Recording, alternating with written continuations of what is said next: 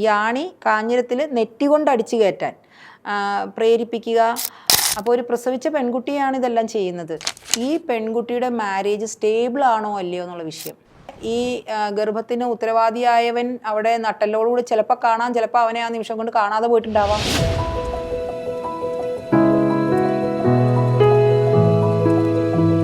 നമസ്കാരം. പ്രസവാനന്തര വിഷാദ രോഗത്തെക്കുറിച്ചും അതിൻ്റെ പ്രതിവിധികളെക്കുറിച്ചും പ്രശസ്തമായ ക്ലിനിക്കൽ സൈക്കോളജിസ്റ്റ് ഡോക്ടർ സാനി വർഗീസുമായിട്ടുള്ള ചർച്ച നമ്മൾ തുടരുകയാണ്. മാഡം, ഇന്ന് നമ്മൾ ചർച്ച ചെയ്യാൻ പോകുന്നത് ആഴത്തിലുള്ള കുറച്ച് ഇത്തരം മാനസിക പ്രശ്നങ്ങൾ നേരിടുന്ന ആൾക്കാരോട് കുറച്ചുകൂടി ആഴത്തിൽ അടുത്ത് ഇടപഴകുമ്പോൾ അവർക്ക് എങ്ങനെയാണ് മാനസിക അസ്വസ്ഥത്തിന് പകരം അവർക്ക് ആശ്വാസം കൊടുക്കുന്നതിന് വേണ്ടിയിട്ട് നമ്മൾ എന്തെല്ലാം കാര്യങ്ങൾ നമ്മൾ അവർക്ക് ചെയ്തു കൊടുക്കാൻ പറ്റും എന്നതിനെക്കുറിച്ചാണ്. അപ്പോൾ അതിനെക്കുറിച്ചൊന്ന് പറഞ്ഞു തരാമോ? ഇത്തരത്തിലുള്ള ഒരു മാനസികാവസ്ഥയിലുള്ള ആളുടെ ആദ്യത്തെ പ്രശ്നം തന്നെ അതിജീവനത്തിനുള്ള പ്രശ്നമാണ്. അവർക്ക് എങ്ങനെ അതിജീവിക്കണമെന്നറിയില്ല, എങ്ങനെ പുറത്തേക്ക് വരണമെന്നറിയില്ല.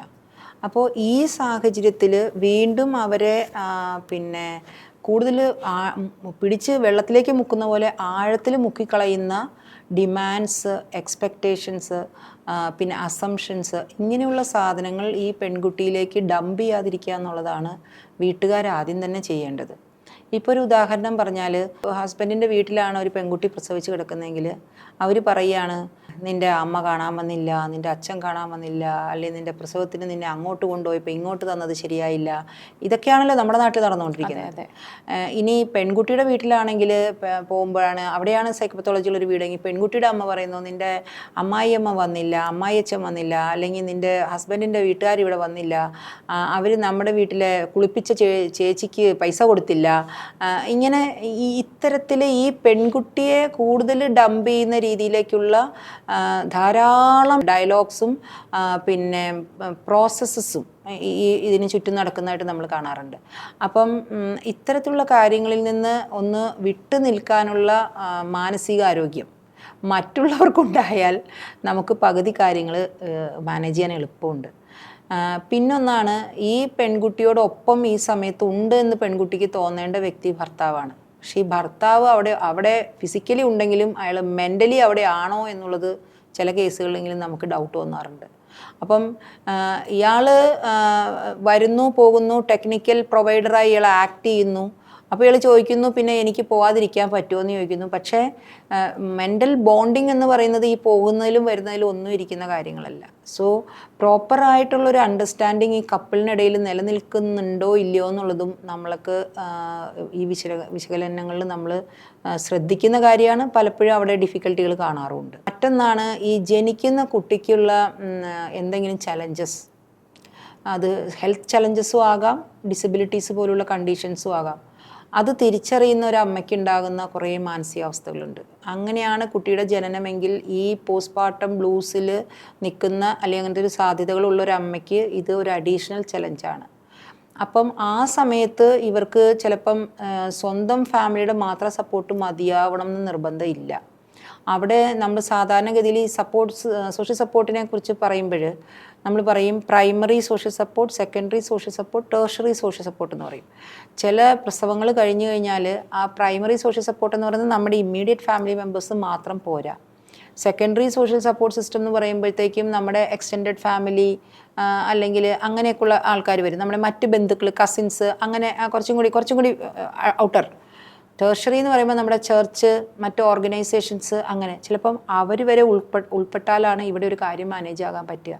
അപ്പോൾ എത്രത്തോളമാണ് ഈ കുട്ടിക്ക് ഇങ്ങനെയുള്ള കാര്യങ്ങളിൽ ആക്സസ് ഉള്ളതെന്നുള്ളതും ഈ സപ്പോർട്ട് സിസ്റ്റം ജനറേറ്റായി വരുന്നതിൽ ഒരു വലിയ ഫാക്ടറാണ്.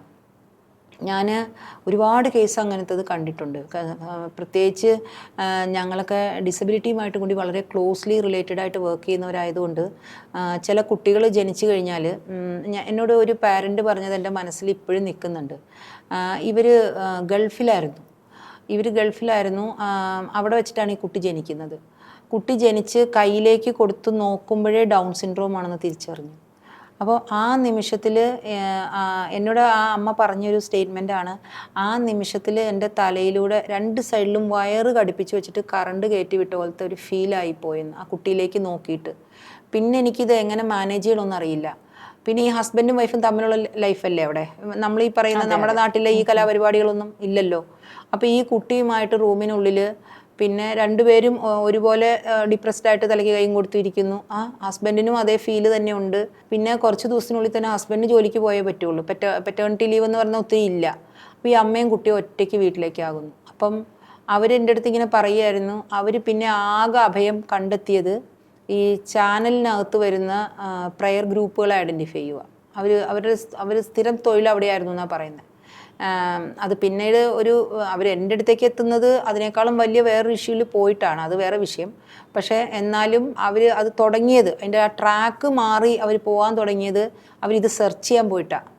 ഇത് സെർച്ച് ചെയ്ത് ഇവർ പല ഗ്രൂപ്പുകളെ ഐഡൻറ്റിഫൈ ചെയ്യും. ഈ ഗ്രൂപ്പുകളുടെ കോണ്ടാക്റ്റുകൾ തേടി പോവുകയും അപ്പം ഇൻഡിവിജ്വൽ കോണ്ടാക്റ്റ് ആവും.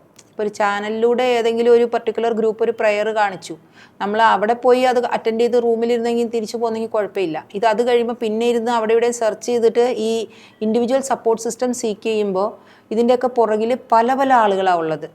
അപ്പം അതിൻ്റെ ഉള്ളിൽ നിന്ന് അവർക്ക് പിന്നീട് വന്ന ഇഷ്യൂ അതിനേക്കാളും കുറച്ചും കൂടി കൂൾ ഇഷ്യൂ ആയി മാറി. അപ്പം ആ പ്രോപ്പർ ടൈമിൽ ഒതൻറ്റിക് ആയിട്ടുള്ള ടെർഷറി സപ്പോർട്ട് സിസ്റ്റം കിട്ടാഞ്ഞത് കൊണ്ടാണ് അവരുടെ ലൈഫ് ഒത്തിരിയും മോശമായി പോകേണ്ടി വന്നത്, ചലഞ്ചസിലേക്ക് അത് വന്നത്. അപ്പോൾ അതുകൊണ്ട് നമ്മളിതിനെ ഓരോന്നിനെയും ഓരോ കേസസ് നമ്മൾ എത്ര നമ്പർ ഓഫ് കേസസ് ചെയ്തിട്ടുണ്ടോ അത്രയും നമ്മൾ പുതിയ കാര്യങ്ങൾ പഠിച്ചുകൊണ്ടിരിക്കും.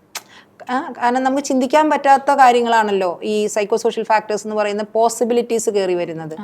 അതെ. അപ്പം ബയോളജിയിൽ നമുക്കിത് കൃത്യം പറയാം, ഈസ്ട്രജൻ താന്നു, പ്രൊജസ്ട്രോൺ താന്നു, അല്ലെങ്കിൽ ഈസ്ട്രജൻ കൂടി, പ്രൊജസ്ട്രോൺ കൂടി, ഇതെല്ലാം ഫിക്സ്ഡ് ആണ്. പക്ഷെ സൈക്കോ സോഷ്യൽ മേഖലയിൽ മനുഷ്യരായിട്ട് ഒപ്പിക്കുന്ന കാര്യങ്ങളായതുകൊണ്ട് പിന്നെ സൈക്കോപതോളജി ആ രീതിയിൽ ഇവോൾവായി നിന്ന് കാര്യങ്ങളുടെ ഡിസിഷൻസും ഈവൻ ഡിസിഷൻ മേക്കിംഗ് തന്നെ ഒരു കാര്യത്തിൽ 10 തരത്തിൽ വരുമ്പോൾ തന്നെ 10 ഡൈനാമിസം ആയില്ലേ. അതെ. അതാണ്. അപ്പം ആ രീതിയിൽ ഓരോ ആളുകളുടെ ലൈഫ് പിന്നെ അഫക്റ്റഡ് ആയി പോകുന്നത് ഞാനിതിൽ ധാരാളം കണ്ടിട്ടുണ്ട്. നമ്മൾ ഇവരുടെ ഈ ഒരു മാനസികാവസ്ഥ വിശകലനം ചെയ്ത് നോക്കുമ്പോൾ ഞാൻ പറഞ്ഞല്ലോ, സർവൈവലിനുള്ളൊരു ഒരു ഇതാണ് അതിനകത്ത് ആദ്യം. പിന്നെ ഒന്ന് വളരെ ഇവർ വളരെ ക്ഷോഭിക്കുന്നൊരവസ്ഥ, അവർക്കത് ഇമോഷണൽ ഡിസ്റെഗുലേഷനാണ്, അവർക്കത് കൺട്രോൾ ചെയ്യാൻ പറ്റുന്നില്ല. അവർക്കത് ആവശ്യമുണ്ടോ എന്ന് നമ്മൾ പിന്നീട് ഇത് തിരിച്ചു ചോദിച്ചാൽ അവർക്കത് ആവശ്യമില്ല. പക്ഷെ അത് അവരെ കൊണ്ട് സാധിക്കുന്നില്ല എന്ന് അവർ പറയും. എന്നാൽ നമ്മൾ അവരെ മൈൻഡ്ഫുൾനെസ് പ്രാക്ടീസ് ചെയ്യിപ്പിക്കാൻ നോക്കുമ്പം അവർക്കത് മൈൻഡ്ഫുള്ളായിട്ട് അത് അഡ്രസ്സ് ചെയ്യാൻ പറ്റുന്നില്ല. അവർ ഒരേ സമയം തന്നെ പല കാര്യത്തിനെ കുറിച്ചാണ് വ്യഗ്രത. ഇതൊന്നും ഇവരുടെ കൺട്രോളിലല്ലാത്ത കാര്യങ്ങളാണ്. പിന്നെ വേറൊന്നാണ് ബ്രൂഡിങ് എന്ന് പറയും. ഇതിങ്ങനെ തന്നെ വരുമോ, ഇങ്ങനെ തന്നെ വരുമോ, എൻ്റെ കൊച്ചിന് അസുഖം വരുമോ, എൻ്റെ കൊച്ചിന് അസുഖം വരുമോ, എൻ്റെ കൊച്ചിന് വല്ലതും പറ്റുമോ, എൻ്റെ കൊച്ചിന് വല്ലതും പറ്റുമോ, ഈ ഒരു തോട്ട് തന്നെ ഇങ്ങനെ കറങ്ങിക്കൊണ്ടിരിക്കുക വീല് പോലെ. അപ്പം ഇവരുടെ മാനസികാവസ്ഥകൾ പല റേഞ്ചിലാണ് കിടക്കുന്നത്. പിന്നെ ചിലരുടെ നമുക്ക് കാണാൻ പറ്റും ഒരു ഭയാനകതയുടെയും ഫിയറിൻ്റെയും ഒരു മാനസികാവസ്ഥ. അതൊരു മാനസികാവസ്ഥയാണ്, ഫിയർഫുൾനെസ് എന്ന് പറയുന്നൊരു മാനസികാവസ്ഥയാണ്. അപ്പം അതിൽ അവർ കംഫർട്ട് ആകുന്നില്ല. അവരെ നമ്മൾ എന്ത് പറഞ്ഞു കൊടുത്ത് മനസ്സിലാക്കാമെന്ന് വിചാരിച്ചാലും എന്തിനാ അവർക്ക് ഫിയർ എന്ന് ചോദിച്ചാൽ അവർക്ക് അത് പറയാൻ അറിയില്ല.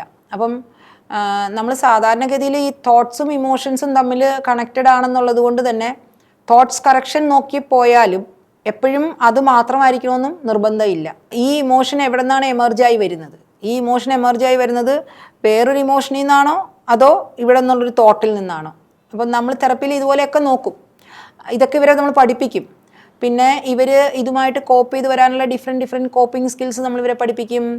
അതുപോലെ തന്നെയാണ് നമുക്ക് പിടിച്ചു കയറി വരാനുള്ളൊരു റെസീലിയൻസ് സ്കിൽ. ഇപ്പം നമുക്ക് ഒരു കൊച്ച് നഴ്സറി പോണ കുട്ടിയുണ്ട്, രണ്ടാമത്തെ പ്രസവമാണ് ഈ അമ്മയുടെ എങ്കിൽ ആ അമ്മയ്ക്ക് എന്തുമാത്രം സ്ട്രെയിൻ ആയിരിക്കും അത്. അതെ.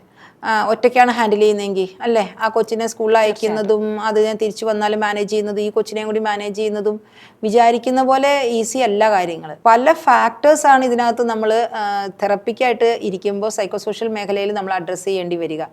അത് ബോത്ത് ഇൻഡിവിജ്വൽ, അതായത് intra individual and inter personal രണ്ടും വരും. അതായത് ഒരു വ്യക്തിയുടെ ഉള്ളിൽ തന്നെ അന്തർലീനമായിരിക്കുന്ന ഇഷ്യൂസിലേക്ക് ഫോക്കസ് ചെയ്തിട്ട് അവരെ എംപവർ ചെയ്യേണ്ടതായിട്ടും വരും.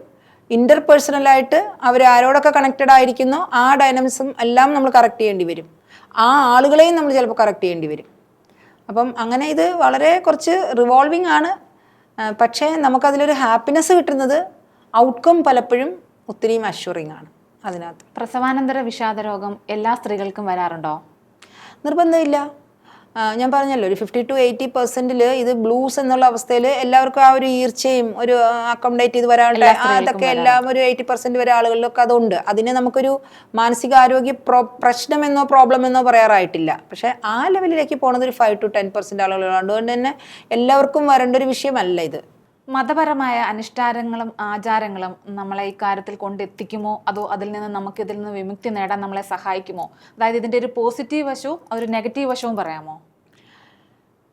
നമ്മുടെ നാട് കേരളം എന്ന് മാത്രമായിട്ട് ഒതുക്കി പറയേണ്ട ഇന്ത്യ ഒട്ടാകെ ഈ പ്രസവവും പ്രസവാനന്തര ദിവസങ്ങളും മതപരമായിട്ടുള്ള ചടങ്ങുകളുമായിട്ട് വളരെ അറ്റാച്ച്ഡ് ആണ്. അതെ അതെ, തീർച്ചയായിട്ടും വളരെ അറ്റാച്ച്ഡ് ആണ്. നമുക്കിതിനെ രണ്ടാക്കാൻ വളരെ ബുദ്ധിമുട്ടാണ്. വളരെ കുറച്ച് നിരീശ്വരവാദത്തിൽ നിൽക്കുന്നവരോ അല്ലെങ്കിൽ ഇതിനെ നിഷേധിക്കുന്നവരോ ഒക്കെ ആയിട്ടുള്ള ഏതെങ്കിലുമൊക്കെ ജനറേഷനിൽ പെട്ട കുറച്ച് വ്യക്തികൾ ഒഴികെ ബാക്കി മുഴുവൻ ആളുകളും ഇതിലൂടെ കടന്നു പോകുന്നവരാണ്. അപ്പോൾ തീർച്ചയായിട്ടും ഇത്തരത്തിലുള്ള ചില ആചാരങ്ങൾ അനുഷ്ഠാനങ്ങൾ ഈ പെൺകുട്ടിക്കും കുട്ടിക്കും പ്രൊട്ടക്റ്റീവ് ഫാക്ടേഴ്സാണ്. ലൈക്ക് കുറേ ആളുകൾ വരിക, അവർക്ക് നല്ല ഭക്ഷണങ്ങൾ കിട്ടുക, അവരുടെ സോഷ്യൽ ഇൻട്രാക്ഷൻസ്, ഈ കുട്ടിയെ കെയർ ചെയ്യാൻ കുറേ പേര് അവർ അഡീഷണൽ ഉണ്ടായിരിക്കുക, പിന്നെ അവർക്ക് കിട്ടുന്ന ഒരു സ്പിരിച്വൽ സ്ട്രെങ്ത്, അങ്ങനെയുള്ള ഒത്തിരി കാര്യങ്ങൾ അതിനകത്ത് പോസിറ്റീവായിട്ട് ആക്ട് ചെയ്യുമ്പോഴും ഇപ്പം ഞാൻ നേരത്തെ പറഞ്ഞ പോലെ ഈ നമ്മൾ ഒരു ക്വാളിഫൈഡ് ആയിട്ടുള്ള ഒരാളുടെ അടുത്തേക്ക് പോയി ചികിത്സിക്കേണ്ട ഒരു പ്രൊഫഷൻ അൺക്വാളിഫൈഡ് ആയിട്ടുള്ള ആൾ ഇങ്ങനെയാണെന്ന് പറഞ്ഞിരിക്കുമ്പോൾ അവിടെ പോയി ചികിത്സിച്ചാൽ ഉണ്ടാകുന്ന ഒരു ഇഫക്റ്റ് പോലെ തന്നെയാണ് മതത്തിൻ്റെയും അവസ്ഥ. കാരണം ഞാൻ നേരത്തെ പറഞ്ഞല്ലോ, അവർ ചാനലിൽ കണ്ട പ്രാർത്ഥന കണ്ട് മുറിയിലിരിക്കുകയായിരുന്നെങ്കിൽ അവർക്ക് ആ ബുദ്ധിമുട്ട് വരില്ലായിരുന്നു. അവർ അതിന് പുറകെ പോയിട്ട് അവിടെ വ്യക്തിപരമായ ബന്ധങ്ങളിൽ പോയി അവർ പോയി പെട്ടത് വേറൊരു കണ്ണിയിലായിപ്പോയി. അപ്പോൾ അതുകൊണ്ട് ഒരു കൺവെൻഷണൽ സെറ്റപ്പിൽ ഒരു മതപരമായ ആചാരം നടന്ന് അത് അവിടെ തീരുന്നത് പോലെയല്ല നമ്മൾ വൾണറബിളായിട്ട്, ആ വാക്ക് പ്രത്യേകിച്ച് ഓർക്കണം, ചൂഷണം ചെയ്യപ്പെടാനുള്ളൊരു അവസ്ഥയിൽ നമ്മൾ നിൽക്കുമ്പോൾ നമ്മൾ പോയിട്ട് ചൂഷകരുടെ കയ്യിലേക്ക് പെട്ടുപോകുന്നത്. മതത്തിൻ്റെ കെയർ ഓഫിൽ ധാരാളം ചൂഷണങ്ങൾ നടക്കുന്നില്ലേ? തീർച്ചയായിട്ടും ഉണ്ട്. എന്നോട് ഉദാഹരണം ചോദിച്ചുകൊണ്ട് ഞാൻ പറയുകയാണ്, ഞാനൊരു പെൺകുട്ടിയെ കണ്ടതാണ്. ഇവർ ഒരു പർട്ടിക്കുലർ മതവിഭാഗത്തിലുള്ള പുരോഹിതൻ, അത് ആരുമായിക്കൊള്ളട്ടെ, പുരോഹിതൻ എന്ന് അവർ വിശ്വസിച്ച ആൾ, ആക്ച്വലി ഇതൊന്നും പുരോഹിതനോ പൗരോഹിത്യമോ അല്ലെങ്കിൽ ആധ്യാത്മികതയോ മാർഗമല്ല എന്നാണ് ഞാൻ മനസ്സിലാക്കിയത്. ആ പ്രോസസ്സ് അത് ആക്ച്വലി ആഭിചാരമാണ്. അല്ലെങ്കിൽ നമ്മളിപ്പം ചില കാര്യങ്ങളൊക്കെ പത്രങ്ങളിലൊക്കെ വായിക്കുന്നുണ്ടല്ലോ, ഇങ്ങനത്തെ ഓരോ ക്രിയകളും കാര്യങ്ങളും, അതിലേക്കാണ് ആ കൊണ്ടുപോകുന്നത്. അത് നമ്മുടെ സാധാരണഗതിയിലുള്ള മതപരമായിട്ടുള്ള ഇതുമായിട്ട് ബന്ധപ്പെട്ട ചടങ്ങുകളും കാര്യങ്ങളൊന്നും അല്ല. പക്ഷേ ഈ ആളിനെ അവർ വിശ്വസിക്കുകയും അയാൾ ആ മതത്തിൽ ഇങ്ങനെയുള്ള കാര്യങ്ങൾ വരുമ്പോൾ വളരെ വിദഗ്ധനാണെന്ന് അവരെ ആരോ പറഞ്ഞ് ധരിപ്പിക്കുകയും അവിടെ കൊണ്ടുപോവുകയും ആ കുട്ടിയെ പിന്നെ കാഞ്ഞിരത്തിൽ നെറ്റി കൊണ്ട് അടിച്ചു കയറ്റാൻ പ്രേരിപ്പിക്കുക. പിന്നെ അയാൾ ചെയ്ത വൈകൃതങ്ങൾ എനിക്ക് നമ്മളിങ്ങനെ ഒരു തുറന്ന വേദിയിൽ പറയാൻ ബുദ്ധിമുട്ടുണ്ട്. അപ്പോൾ ഒരു പ്രസവിച്ച പെൺകുട്ടിയാണ് ഇതെല്ലാം ചെയ്യുന്നത്, മതത്തിൻ്റെ പേരിലാണ് ഇത് ചെയ്യുന്നത്. അവർ വന്നിരിക്കുന്നത് അവരുടെ മതത്തിൽപ്പെട്ട ആളല്ല ഞാൻ. അവരവിടെ വന്നിട്ടാണ് ഇതെല്ലാം പറയുന്നത്. കാരണം അവർക്ക് അവിടെ ഉണ്ടായ അത്രയും വലിയൊരു അത്രയ്ക്കും ഭയങ്കര ഡിസ്റെസ്പെക്റ്റ്ഫുൾ ആൻഡ് മിസ്ട്രസ്റ്റ് ഉണ്ടാകുന്ന ഒരു സാഹചര്യം വന്നതുകൊണ്ട് അവർക്ക് ഇനി ആ വഴിയേ പോകണ്ട എന്നൊരു ചിന്തയിലാണ് അവർ തിരിച്ചു വരുന്നത്. അപ്പം ഞാൻ അവരെ ഇങ്ങനെ പറഞ്ഞ് മനസ്സിലാക്കി, ഇത് മതമല്ലായിരുന്നു. നിങ്ങൾ പോയത് മതത്തിൻ്റെ പേരിൽ ആ വ്യക്തി ആ മതത്തിൻ്റെ ഒരു ബ്രാൻഡഡ് പേഴ്സണോ അല്ലെങ്കിൽ ഡെസിഗ്നേറ്റഡ് പേഴ്സണോ ഒന്നും ആയിരിക്കില്ല. നിങ്ങൾക്ക് കറക്റ്റായിട്ടത് ഐഡൻറ്റിഫൈ ചെയ്യാൻ പറ്റാത്തത് കൊണ്ട് നിങ്ങൾ വ്യക്തി കേന്ദ്രീകൃതമായി മതത്തിൻ്റെ പ്രാക്ടീസിൽ അവിടെ പോകുമ്പോൾ അയാൾ ചെയ്യുന്നത് ചില ആഭിചാര ക്രിയകളാണ്. അതിൽ ഈ പെൺകുട്ടി പെട്ടുപോയി. അപ്പോൾ വലിയ വിക്ഷോഭം ആ പെൺകൊച്ചിൻ്റെ മാനസികാവസ്ഥയിൽ വന്നു പോയതായിട്ട് ഞാൻ ശ്രദ്ധിച്ചു. അപ്പോൾ അതുകൊണ്ട് മതങ്ങൾക്കിതിൽ നല്ല വശമുണ്ട്. പക്ഷേ ഇങ്ങനെയുള്ള ഈ ഫൗൾ പ്രാക്ടീസുകൾ മതത്തിൻ്റെ മറവിലാണല്ലോ നടക്കുന്നത്. അതുകൊണ്ട് അതിൽ പോയി പെടുന്നവരും ഇതിനകത്ത് ധാരാളം ഉണ്ട്. അപ്പോൾ അങ്ങനെ പോയി പെടുന്നവർക്ക് പിന്നീട് അവർ ഒത്തിരി അനുഭവിച്ചിട്ടല്ലേ നമ്മളെപ്പോലുള്ളവരെ കണ്ടെത്തി വരുന്നത്. ചൂഷണം ചെയ്യാൻ സാധ്യതയുള്ള ഒരു വിഷയത്തെക്കുറിച്ച് മാഡം ഇപ്പോൾ പറഞ്ഞു. ഞങ്ങളത് ഞെട്ടലോട് കൂടിയാണ് നമ്മളത് കേൾക്കുന്നത്. ഇനിയും ഇത്തരത്തിലുള്ള സാധ്യതകളുണ്ടോ? തീർച്ചയായിട്ടും ചൂഷണത്തിൻ്റെ വശങ്ങളും വളരെ അധികം വെറൈറ്റിയാണ്. അഥവാ ക്രൈം വളരെ വെറൈറ്റി ആയിരിക്കുമല്ലോ. അത് ഇതിൽ നിന്നാണല്ലോ വരുന്നത്. അതെ. അപ്പോൾ ഇപ്പം നമ്മൾ മതത്തിൻ്റെ മറവിൽ നടക്കുന്ന കുറേ കാര്യങ്ങൾ ഞാൻ ഒരു കാര്യമേ ഞാൻ പറഞ്ഞുള്ളൂ, പക്ഷേ അങ്ങനത്തെ ഒരുപാടെണ്ണം ഉണ്ടെന്ന് നിങ്ങൾക്ക് പിന്നെ അങ്ങ് ഗസ് ചെയ്യാൻ പറ്റും. അതുപോലെ തന്നെയാണ് ഇവരെ യാത്രകളിൽ സൂതം ചെയ്യാമെന്ന് പറഞ്ഞു കൊണ്ടുപോകുന്നത്. പിന്നെ മെഡിക്കൽ സിസ്റ്റത്തിൽ ധാരാളം ചൂഷണം നടക്കുന്നുണ്ട്. അതായത് അൺക്വാളിഫൈഡ് പീപ്പിൾ മുതൽ ക്വാളിഫൈഡ് ആളുകളുടെ അൺഎത്തിക്കൽ പ്രാക്ടീസ് വരെയുള്ള ഒരുപാട് കാര്യങ്ങൾ അങ്ങനെ ഒരു ചൂഷണം ആ ഒരു മേഖലയിലുണ്ട്. പിന്നെ ചൂഷണം ധാരാളം നടക്കുന്നതാണ് ഈ പെൺകുട്ടിയുടെ മാരേജ് സ്റ്റേബിൾ ആണോ അല്ലയോ എന്നുള്ള വിഷയം. അതായത് ഈ കുട്ടി ജനിക്കാൻ, ഈ പ്രസവം, ഈ ഗർഭധാരണം ഉണ്ടായത് ആക്ച്വലി ഒരു പ്രോപ്പർ വെഡ്ഡിങ്ങിലാണോ, ഇതൊരു വെഡ് ലോക്കാണോ? അതെ, അതാണ്.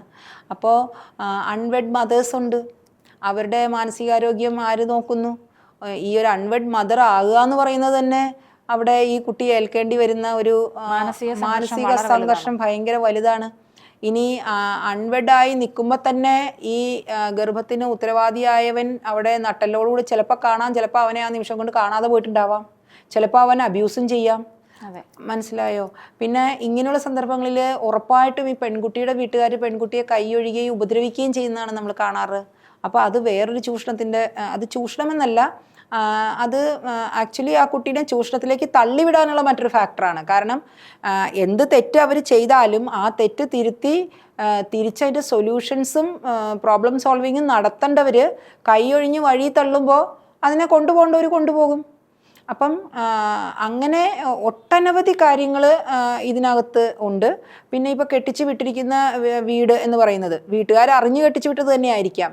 അവർ പറഞ്ഞ് വിശ്വസിപ്പിച്ച് കല്യാണം കഴിച്ച് അയക്കുന്നത് ഇവിടെ എല്ലാം പെർഫെക്റ്റ്ലി ഓൾ റൈറ്റ് ആണെന്നാണ്. ഇവർ അന്വേഷിച്ച് കണ്ടെത്തിയത് അങ്ങനെയാണെന്ന് അവർ അവസാനം പറഞ്ഞ് കൈയൊഴിയും. പക്ഷെ ഈ പെൺകുട്ടി അവിടെ കടന്നു പോകുന്നത് ചിലപ്പം അമ്മായിയച്ഛൻ്റെ കയ്യിൽ നിന്നുള്ള അനുഭവമായിരിക്കും, അല്ലെങ്കിൽ ഭർത്താവിൻ്റെ സഹോദരൻ്റെ കയ്യിൽ നിന്നുള്ളതായിരിക്കും, അല്ലെങ്കിൽ അയൽവക്കക്കാരൻ വീട്ടിൽ കയറിയാലും മിണ്ടാത്ത ഹസ്ബൻഡായിരിക്കും, അല്ലെങ്കിൽ ഈ ഹസ്ബൻഡ് ഫോഴ്സ്ഡായിട്ടോ അറിഞ്ഞുകൊണ്ടോ ഈ വൈഫിനെ അങ്ങനെ തള്ളി വെക്കുന്നതായിരിക്കും.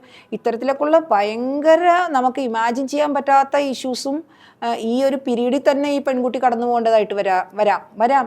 അപ്പോൾ അതുകൊണ്ട് ചൂഷണങ്ങളെ നമ്മൾ ടാപ്പ് ചെയ്യാൻ നോക്കുകയാണെങ്കിൽ നമുക്ക് പറഞ്ഞാൽ തീരാത്ത എണ്ണമറ്റ പോസിബിലിറ്റീസ്.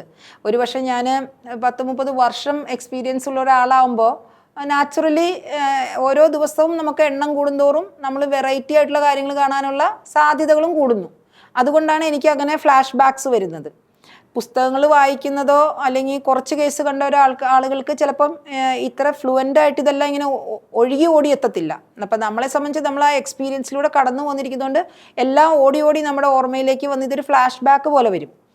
അപ്പോൾ അത് നമുക്ക് എണ്ണമറ്റവയാണ്. നമുക്കത് ഇവിടെ പറഞ്ഞ് ഒതുക്കി തീർക്കാൻ പറ്റുന്നതല്ല. പക്ഷേ അതുകൊണ്ട് നമുക്ക് പറയാൻ പറ്റുന്ന കാര്യം ഒതൻറ്റിക് ആയിട്ടുള്ള പ്രാക്ടീസസ് നിൽക്കുക. അത് മതമായാലും മെഡിക്കൽ സൈഡായാലും കൺസൾട്ടേഷൻ ആയാലും സോഷ്യൽ സ്ട്രക്ചറിൽ നമ്മൾ മിങ്കിൾ ചെയ്യാൻ പോകുന്ന സ്ഥലങ്ങളായാലും ഒക്കെ ഒരു ഒതൻറ്റിക് ആയിട്ടുള്ള കാര്യങ്ങളിൽ നിൽക്കാൻ നമുക്ക് കുറച്ച് സെൻസ് ഉണ്ടായിരിക്കുക. പിന്നെ ഈ അൺവെഡ് മദേഴ്സിൻ്റെ മാനസികാരോഗ്യം അതൊരു സെപ്പറേറ്റ് വിഷയം തന്നെയാണ്. അതൊന്നും നമ്മുടെ ഇന്നത്തെ ഈ ഒരു ചർച്ചയിൽ ഇവിടെ കുറച്ച് സമയത്തിൽ ഒതുങ്ങുന്നതൊന്നും അല്ല. എന്നിരുന്നാലും കുട്ടികൾക്ക് റീപ്രൊഡക്റ്റീവ് ഹെൽത്തിൽ നല്ലൊരു അവയർനെസ് ഉണ്ടെങ്കിൽ ആ ഒരു സ്റ്റേറ്റിലേക്ക് അവർക്ക് പോകാതിരിക്കാൻ പറ്റുമല്ലോ. അതാണ്. So prevention is better than cure.